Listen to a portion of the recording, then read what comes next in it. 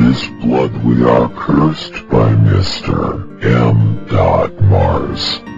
The blazing heat of the flames grew more and more intense as they crept across the field like a hungry beast devouring all in its path, as a cascade of cinders led the way, acting as a forewarning of what was to come to all who dared to stand in the fire's scorching way. On an unburned stretch of land right next to the National Road, a small, feminine figure laid on the ground, a large wooden stake impaled through her chest.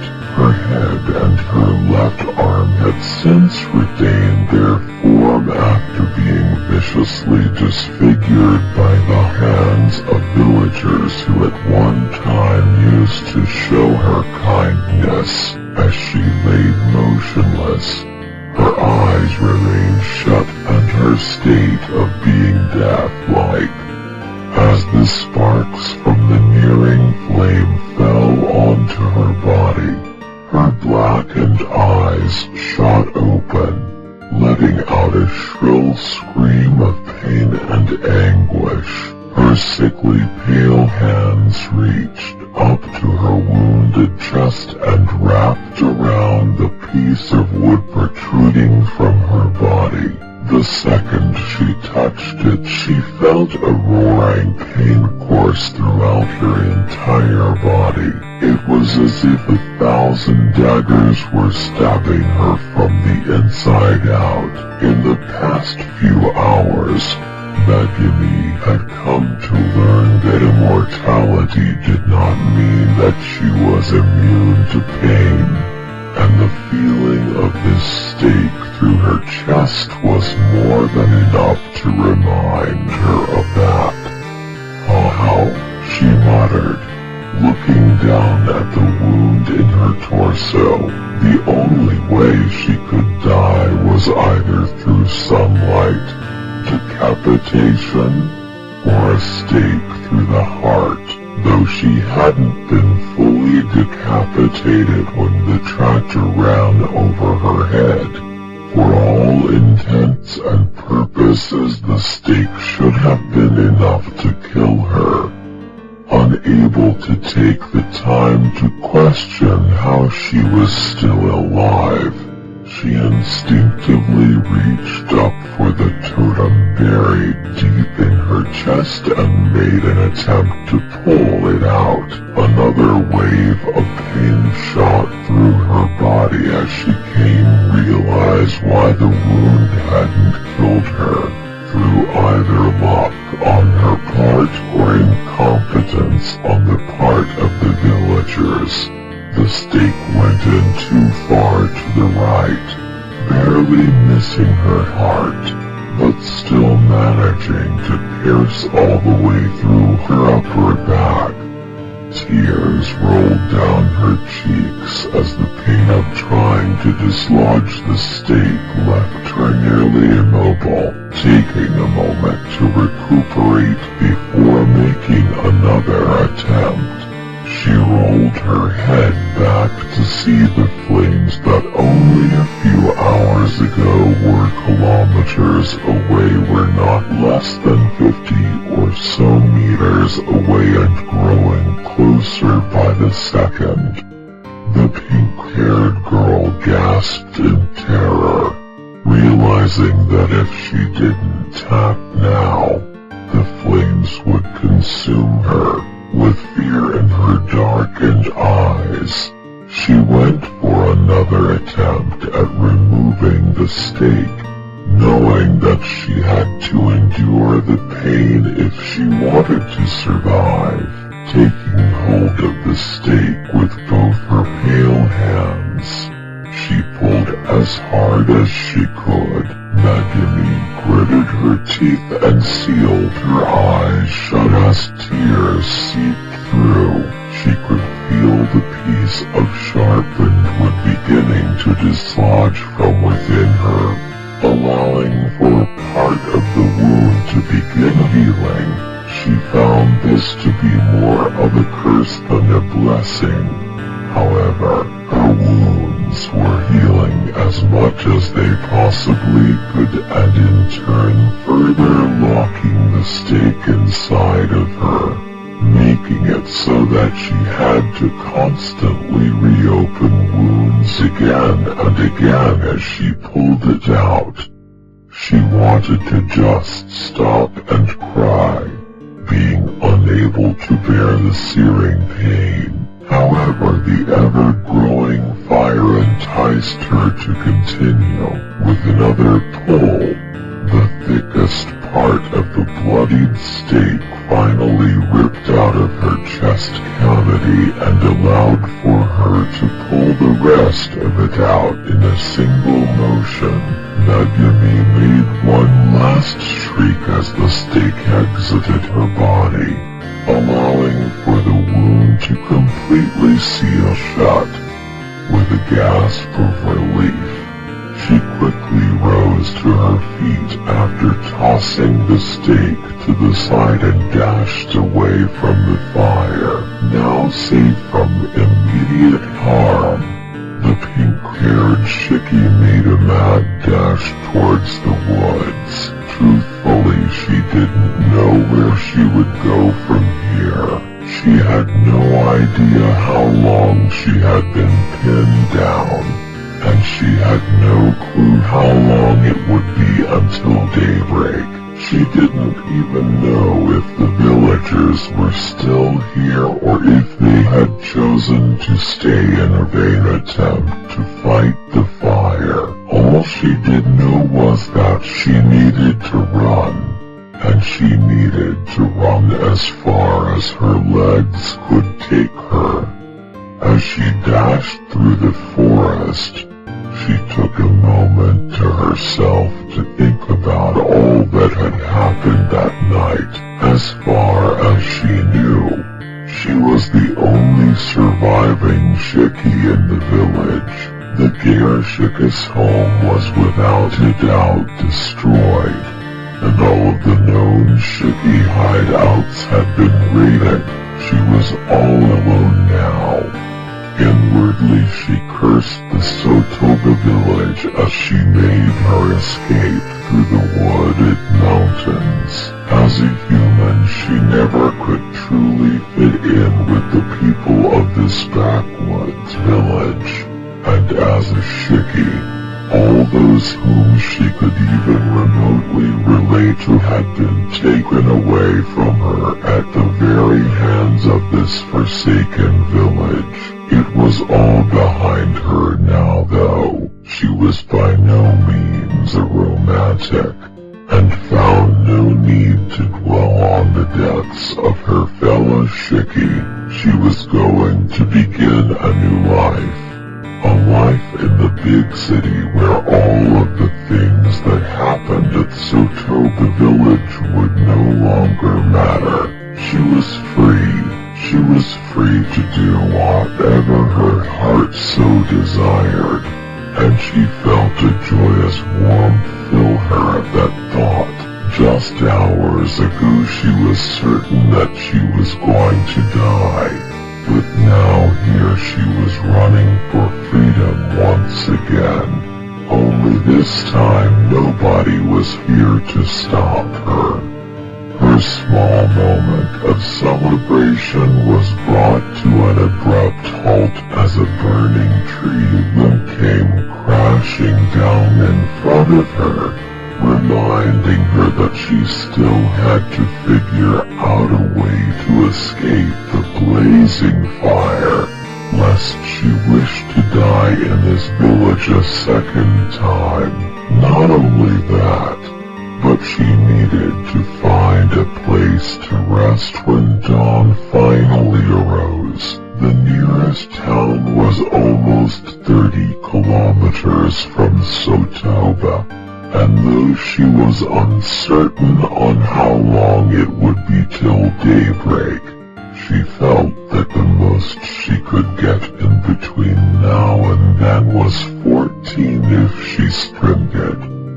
Had she not been forsaken by God, Megumi would have undoubtedly praised him when she heard the sound of sirens blaring through the woods, heading towards Sotoba. Realizing that she may have just found her way out, the pink-haired girl quickly made for the road, avoiding any embers along the way.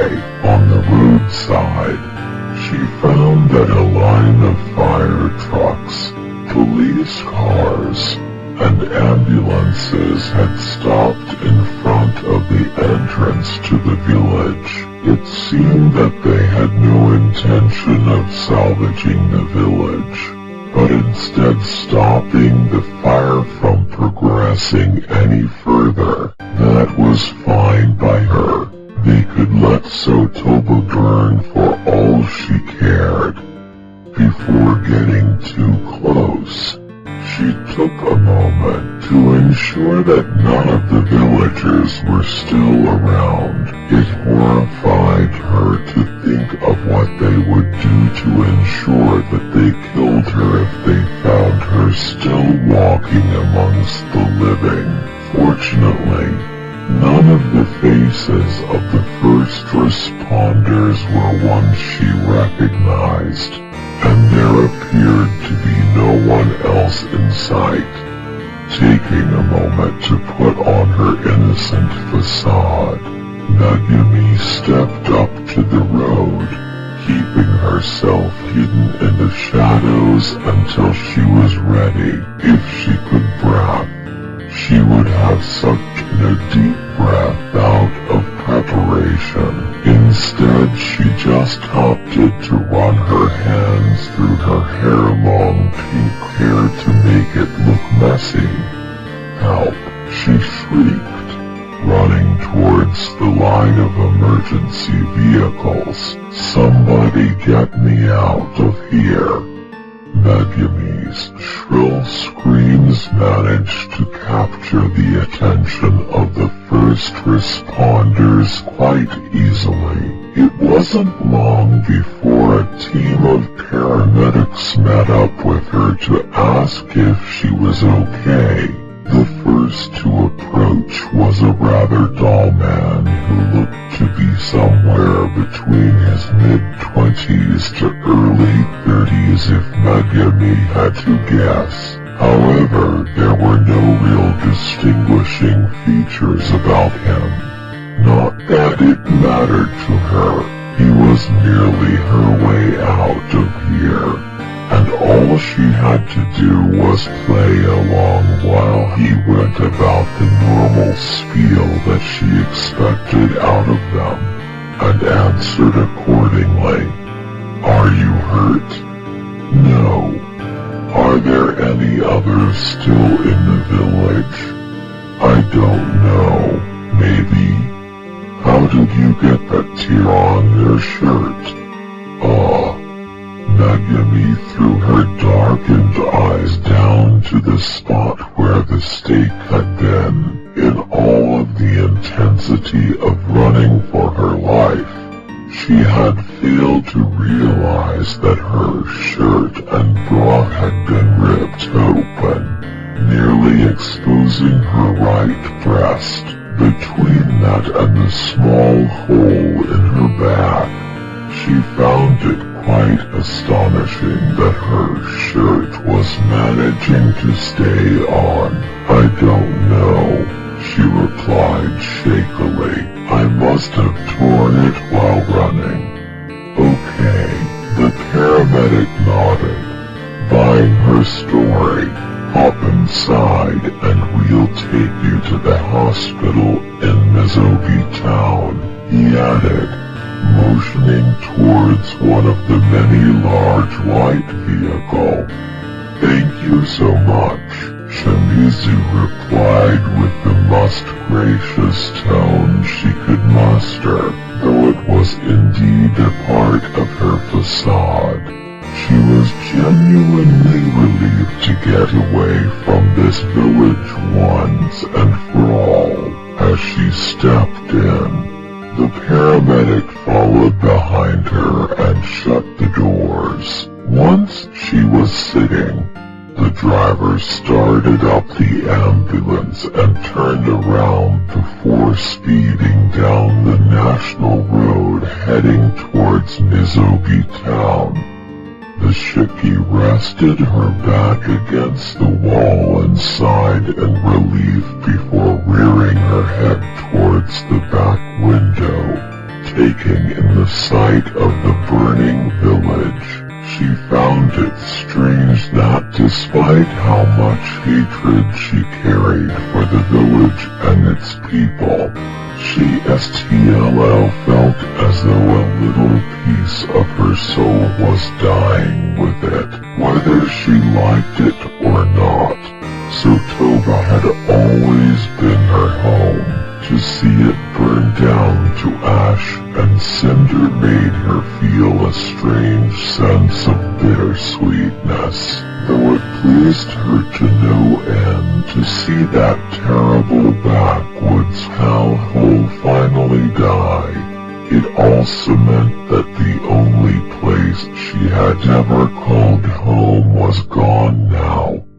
Realizing what she was feeling, she inwardly scoffed at her own sentimentality.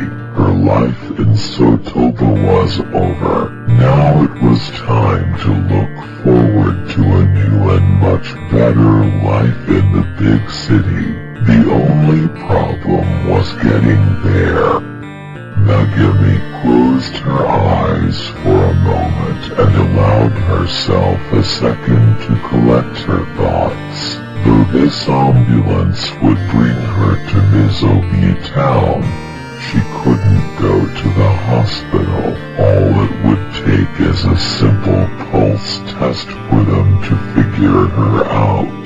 Her only option was to run away once they got to Mizogi and hope to find shelter somewhere until the next night. From there she would continue moving closer and closer to Tokyo, resting and feeding when she needed. A sharp pain hit her stomach at the thought of feeding. It had been a while since her last meal, and the neck of the paramedic sitting across from her was looking more welcoming by the second. She threw her eyes to the front of the vehicle, other than a small window in which the driver couldn't see through unless he turned all the way around. The front of the ambulance was entirely separated from the back. A smile formed across her pale lips. Her bright pink lipstick, long since removed after her skull-crushing incident. "You look pretty rough," the paramedic said as he reached for something in a white duffel bag next to him. "Are you sure you're not hurt?" "I'm fine, thank you," she replied. "What time is it, by the way?" "About 2:33, maybe." "Oh," the Shiki nodded, feeling a small weight taken off of her shoulders. She still had at least 2 more hours left until sunrise. More than enough time to get to Mizogi and find a place to stay. "I had no idea it was so late." "You're telling me?" He chuckled, still shuffling through his bag. "I was supposed to get off around midnight, but hey, if we're saving lives then I can't complain." After taking another moment of searching through his bag, he finally pulled out a black armband with a squeezable air pump and a pressure gauge connected to it. "If you don't mind, I'd just like to check your blood pressure really quick. You look a bit pale." Shimizu's blackened eyes went wide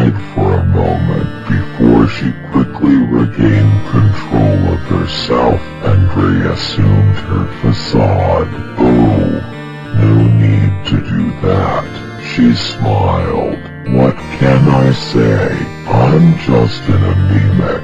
Her laughs rang faintly of insincerity. "I insist," he said, holding his hand out for her to rest her arm on. Megumi bit down on her lip as she reluctantly extended her arm.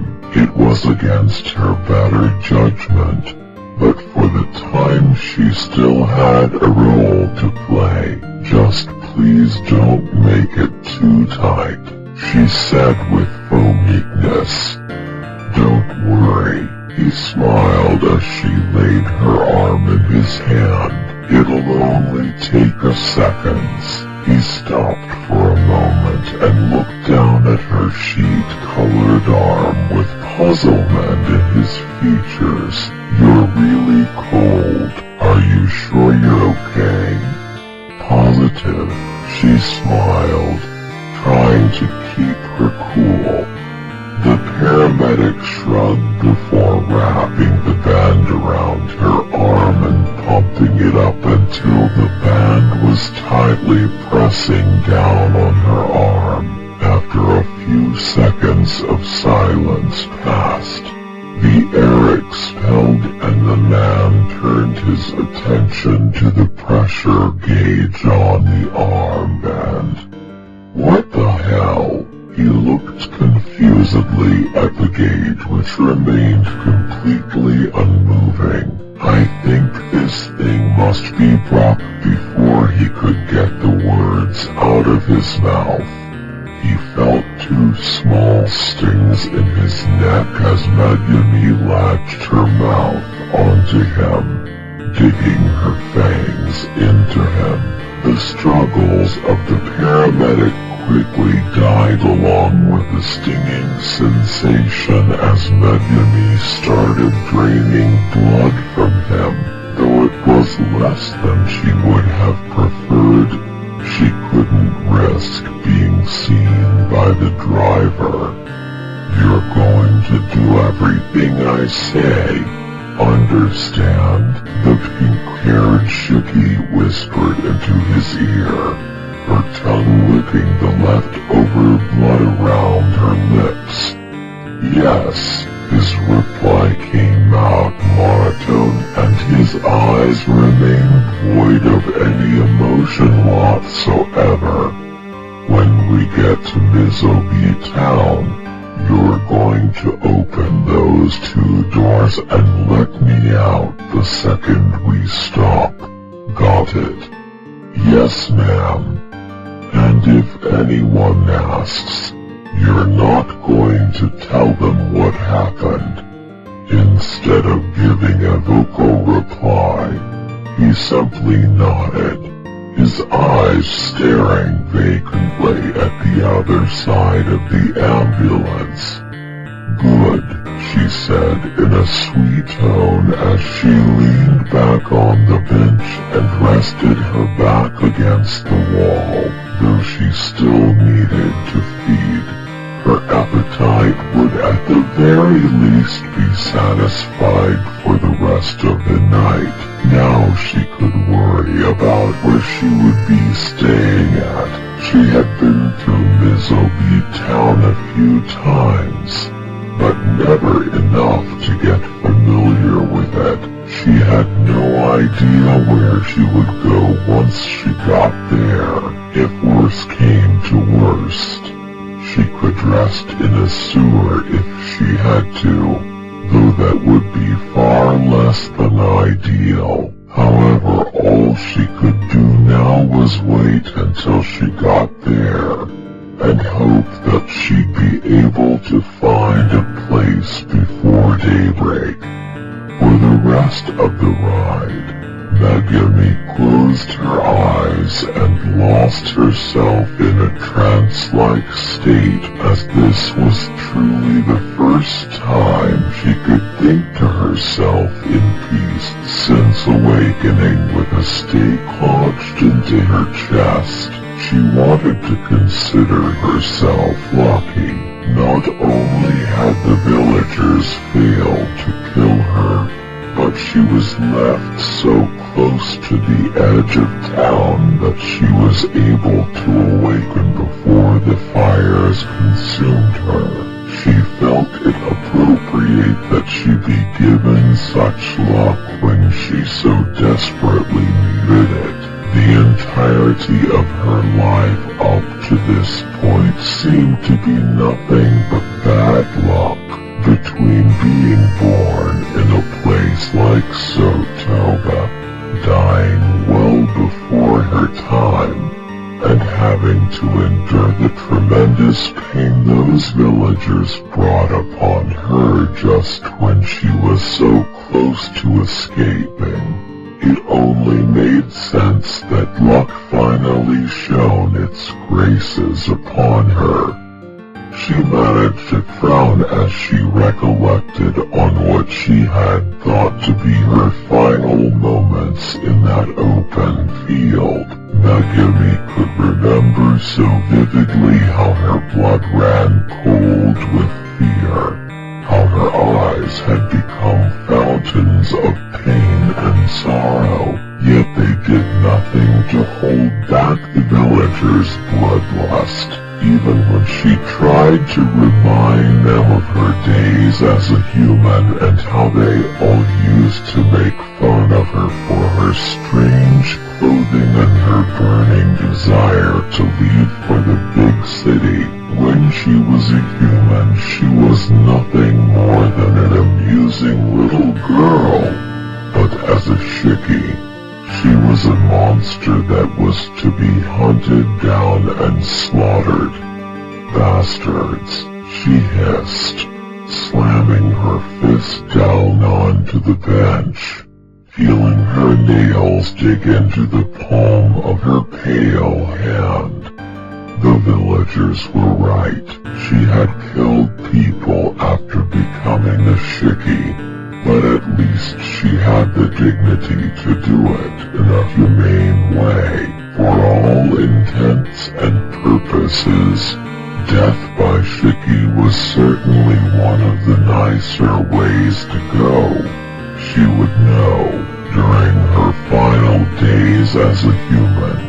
She wasn't even aware that death was creeping up on her. It was like being lulled into a pleasant dream where your body is floating amongst the clouds. Then once you are in the ultimate state of nirvana, everything fades to nothingness. Even those who put up a struggle couldn't overcome these feelings of tranquility. Yet when they were hunted down, they were pinned down and impaled with stakes. From her own experience, she knew how tremendous the pain was. As they hammered it in deeper and deeper, she could feel her entire body writhing in unfathomable agony. The terrible feeling of her wounds healing around the stake only to be reopened again and again as the totem was pressed deeper and deeper inside of her until it came out of her spine, severing all feeling below her chest.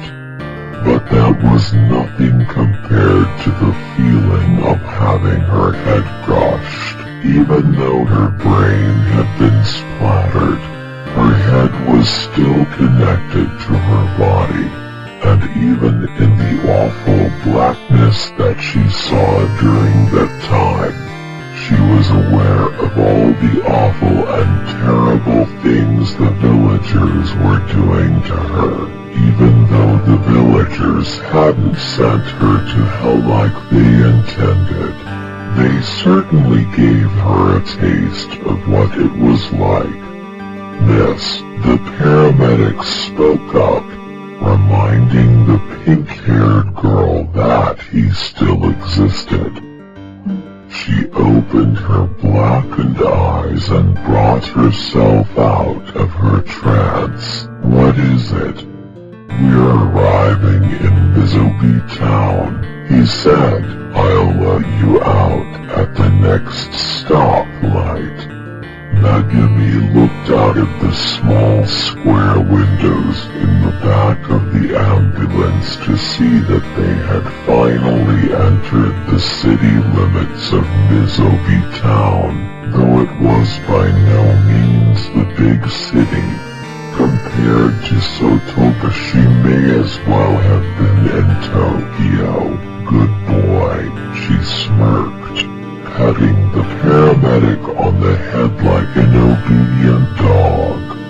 She turned back to the window and scouted around to see if anyone was walking about, though no one around here knew her. She was still likely to warrant a lot of attention considering her style of clothing, as well as the 2 large holes in the front and back of her shirt.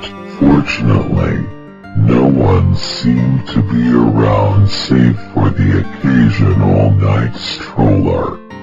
Once the vehicle came to its first stop, the paramedic stood from his bench and quickly opened the doors. It wasn't but a second before Megumi leapt from the bench and onto the pavement, though she couldn't see anything after the doors had closed behind her. She felt it was safe to say that the driver didn't notice her escape. These feelings were all but confirmed when the ambulance sped away not but a few seconds later, continuing en route to Mizobi Town's hospital. Megumi managed to smile as she dashed to the sidewalk and continued on into a back alley. There was still at least an hour and a half of night left, and that gave her more than enough time to scout out the area for a place to hide for the day. At least so she thought.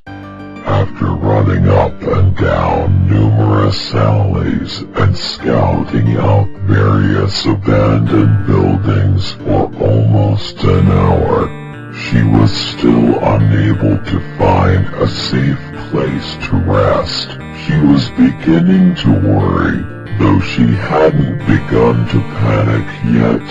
She was beginning to grow aware that if she didn't find a place to hide soon, she would be in serious trouble.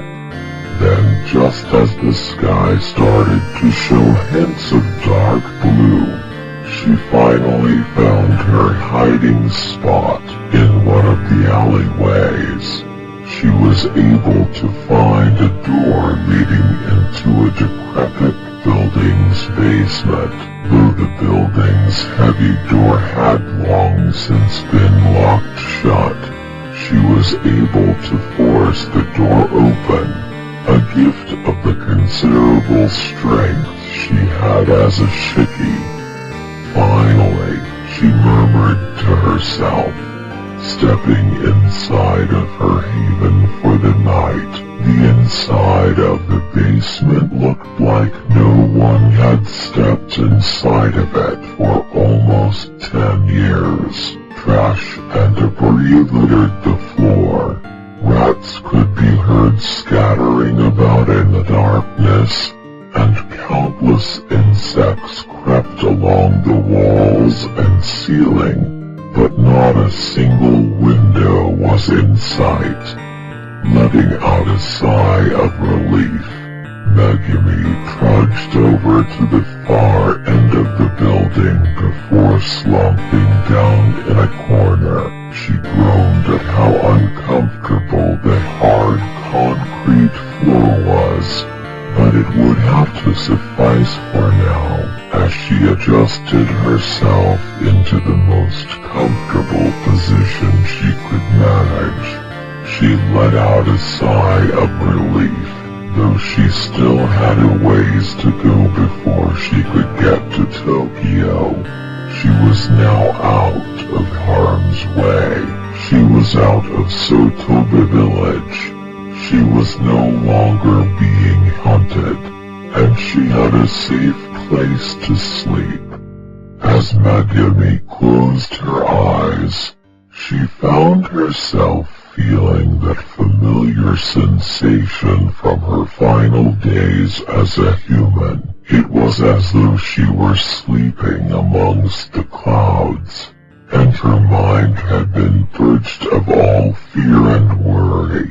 Then once sleep finally overtook her as the sun peeked over the horizon, she found herself lost in one of the deepest slumbers she could remember.